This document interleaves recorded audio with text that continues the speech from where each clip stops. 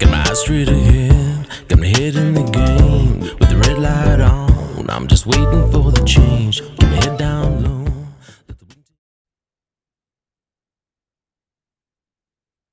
I'm Jay Fallon. Thank you for listening to The Slippery Slope. And before I go any further, just ask if you can please support the podcast. Just like and share if you can. If you ever get the chance, check out my music on Spotify, Apple Music, wherever you want. It's Jay Fallon Music. Anyway, let's get right into it. Listen, we've got, I think we've got a couple of issues here in Australia, and I think we are currently dealing with uh, some very dangerous politicians that we've managed to wrangle into our political system. A couple of dangerous senators, MPs, whatever. First off, we've got the Green senator. And the Greens in themselves, if you're not from Australia, the Greens Party, well, you can probably guess from the title, the Greens Party. Mate, they're as left can be, I suppose. But we've got this Green senator, Marine Faruqi, born in Pakistan. Now, one thing I'll say straight up, I honestly do not believe you should be able to run for any kind of political position if you're not born in the country. Just what I believe. Okay, don't don't come at me too hard for it. I just don't think if you're not born here, I don't think you should be able to run for political office in this nation. That's just my opinion. Anyway, this Faruqi, the senator, the Green senator, she's had to delete a couple of deletes an anti-Semitic post. I'll go through the story. So, a Liberal senator has demanded an explanation for the disgraceful message. So this Greens senator, as I said, don't know if I'm pronouncing her name right, but whatever. Faruqi has deleted a social media post which contained an anti-Semitic sign from the pro-Palestinian student protest in Sydney.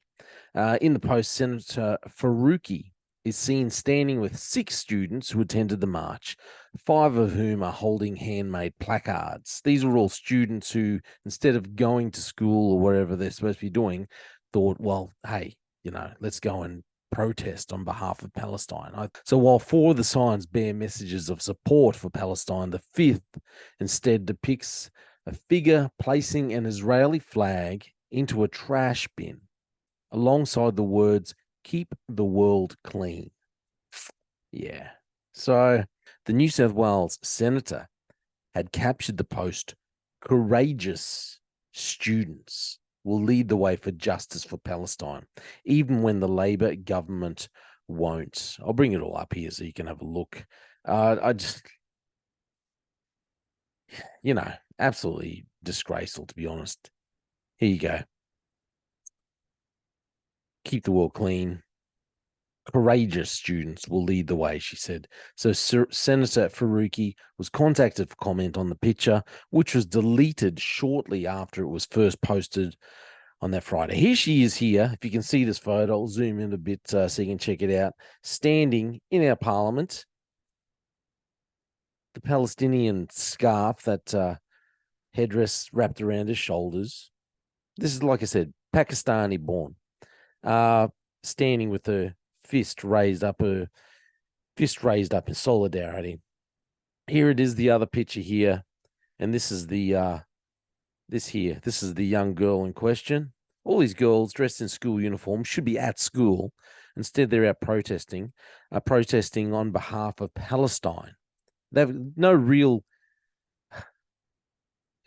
really understand what the true nature or the true history behind this conflict.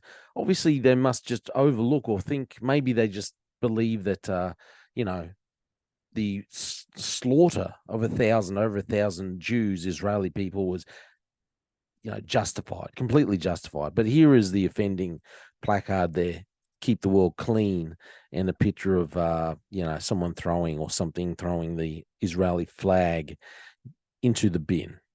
And there's our our senator, the Green senator, right there, very, very happy with that scarf wrapped around her shoulders, embracing it, because that's what we expect of our Australian politicians.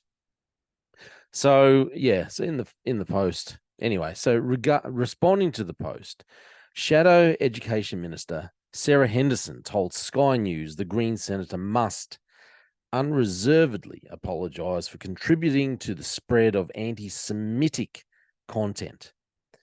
But look, this isn't the first time that she has done things which, to be honest, I think just disgraceful. And like I said, I don't think she is worthy of to hold any kind of political office here in Australia. I think she's a dangerous figure.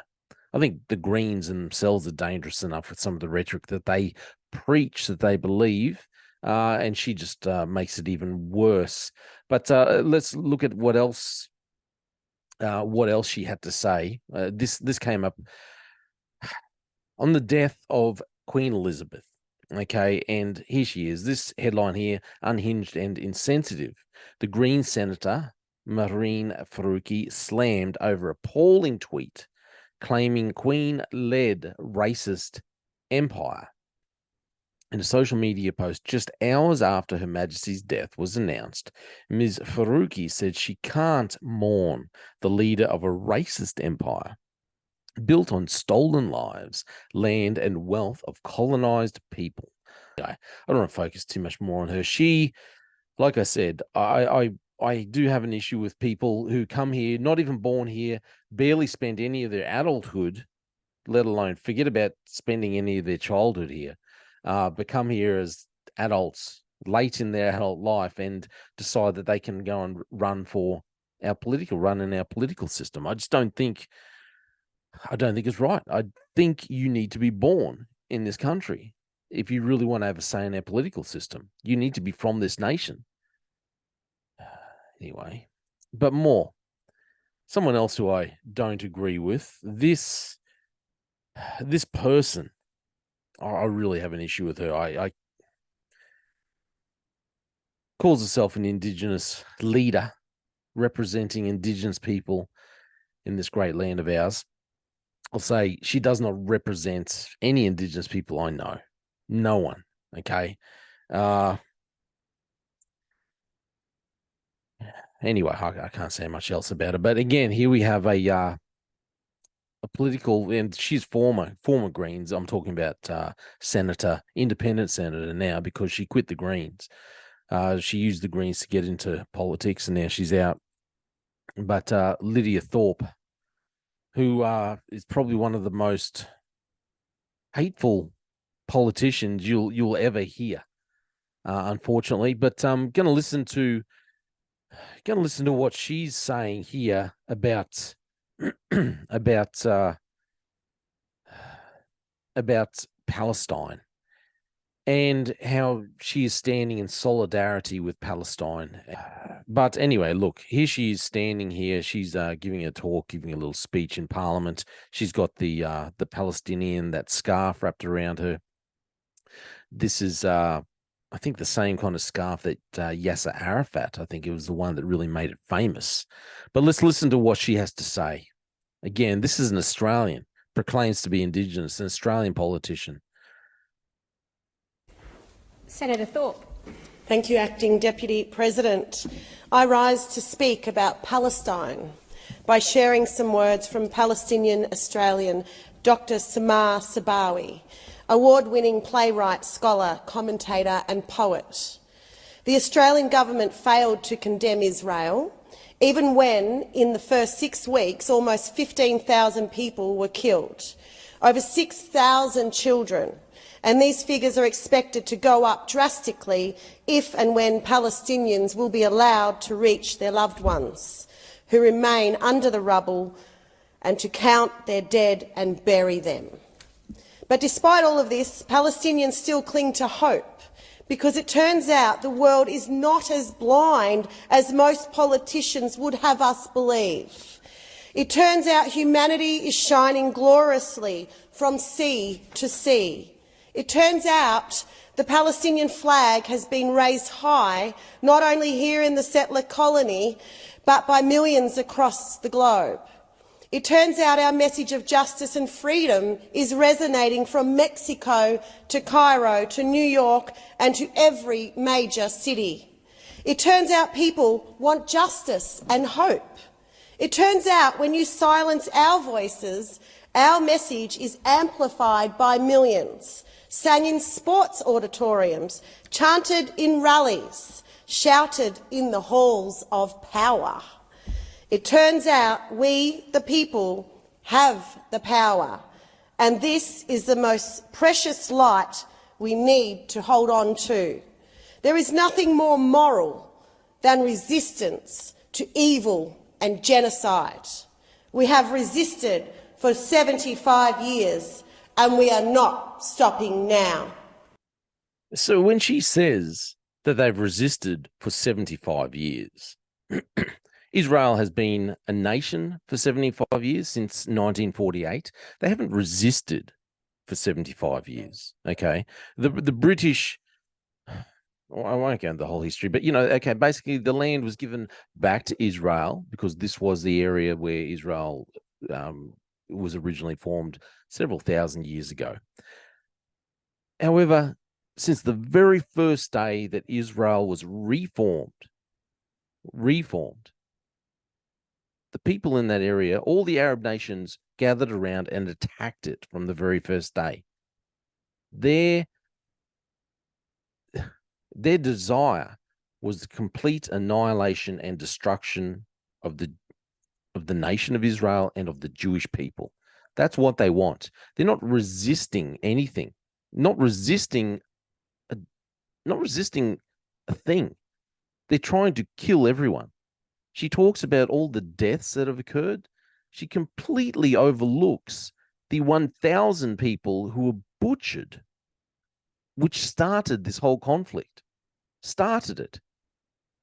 You had people who were just at a music festival, dancing. No one was thinking about, hey, we should go and attack the Palestinian people. We should go and attack Hamas. They have it all boarded up because they know if they don't do that, if they don't have big fences, if they don't have defenses there, well, then they will get attacked. If they just had open borders and tried to have people just coming and going freely, well, then the Palestinian people, the Hamas group, would be constantly killing the Jews, the Israelis. That's why they have all these defense systems in place. And she completely overlooks the fact that Israel was formed the very next day. All those Arab states, the people that were living there said, "Oh, well, let's move, let's go out." And the Arabs, all the other Arab nations said, "No, you just stay there. We're going to obliterate this new Jewish state." And it didn't happen. They lost. And now the Palestinian people are just being used. They themselves are just being used as propaganda by other, well, I believe it's by Iran, actually, and Hamas. But now we have this filth, this rubbish in our Australian political system with this Pakistani lady who's a senator in our system. Like I said, in my opinion, she shouldn't even be allowed to be in the political system. And then Thorpe, Senator Lydia Thorpe, one of the most dangerous and outspoken senators that we have. She's either speaking out on behalf of the Palestinian people and saying that Indigenous people stand in solidarity with Palestinians, with what? We stand with Hamas? No, we don't, Senator. We don't. So many Indigenous people completely reject your dangerous ideology. So I believe we have some dangerous political leaders coming up through our ranks. We need to rethink who we allow to run in our political system. And please, can we stop voting for the Greens? They are dangerous. If you notice there too, in that little speech that Senator Thorpe was giving, I'd written back written a comment in there. If you happen to see it, give it a like and a share. Just asking her a few questions whether she actually knows what she's talking about. Anyway, look, that's my opinion. I just think we have some dangerous politicians. We need to rethink these people that we are voting in.